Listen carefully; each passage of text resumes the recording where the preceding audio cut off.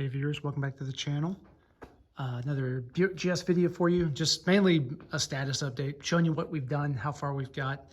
You know, it's been, a month or so of calendar time since I posted a video, give or take. So show you what we got. So we got the whole front clip stripped down. We saw that before.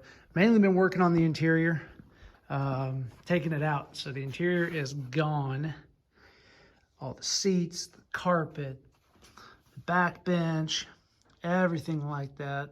The rear decks, all speakers, all that's gone. We still got the, the B pillar covers, headliner, A pillar covers. Those are still in there. But we got all the dash undone.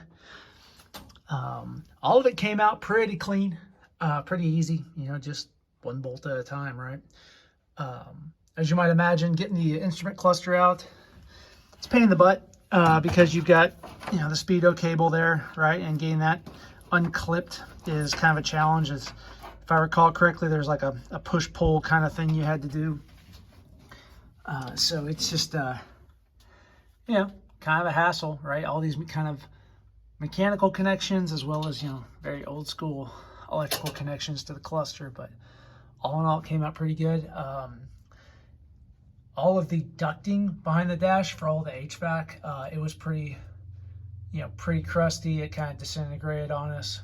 So don't be surprised if that happens to you on an old car like this. That was all the flex piping. The actual hard ducts are pretty good.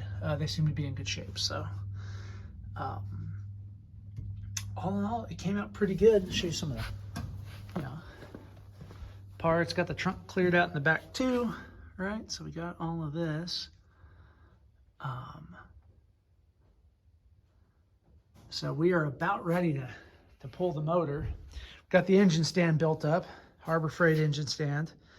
I thought it was going to be worse quality, to be honest, but it's actually pretty beefy. So far, I'm impressed with the quality. So that was a nice surprise. What else to show you? Pile of parts. There's all the interior panels and seats and everything like that.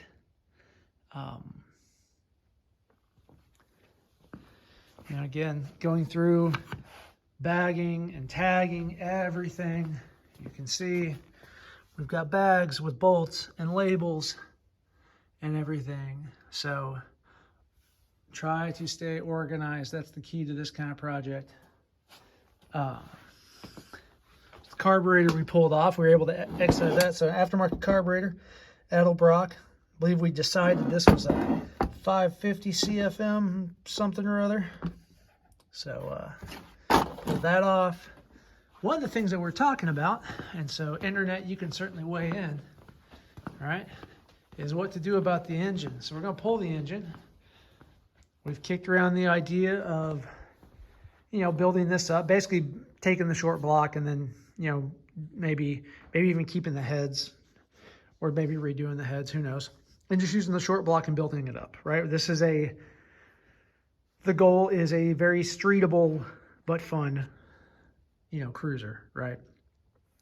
So we thought about this, but then we also know that the 455 big block does exist, and that has been more of a temptation to just get convert it over to a 455 and then get a nice overdrive transmission to go with it.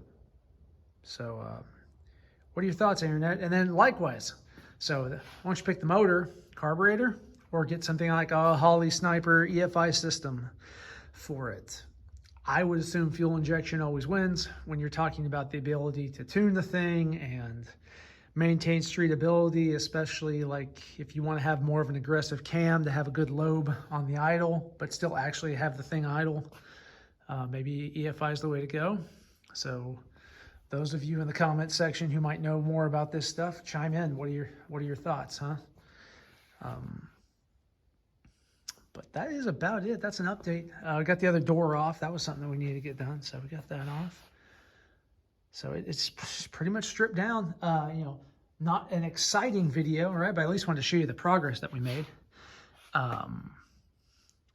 One thing to note is these door handle crank or the window cranks, right? You know, all these are about the same. They're just a spline connection, and there's like a blind little retaining clip here. There's a wire bent retaining clip, and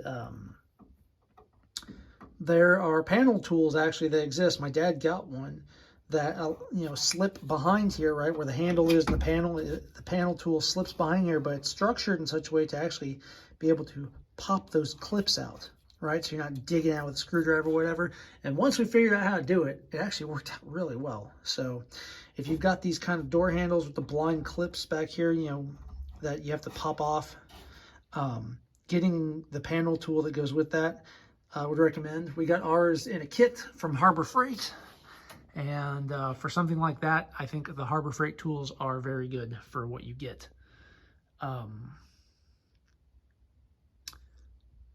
I think that is about it. That's all we got for this video. Hope you guys enjoyed it, at least liking to see the progress. Next video on this will probably be us pulling the engine, and you'll get to see the aftermath. So stay tuned. Thanks to everyone for watching, and we'll see you in the next video.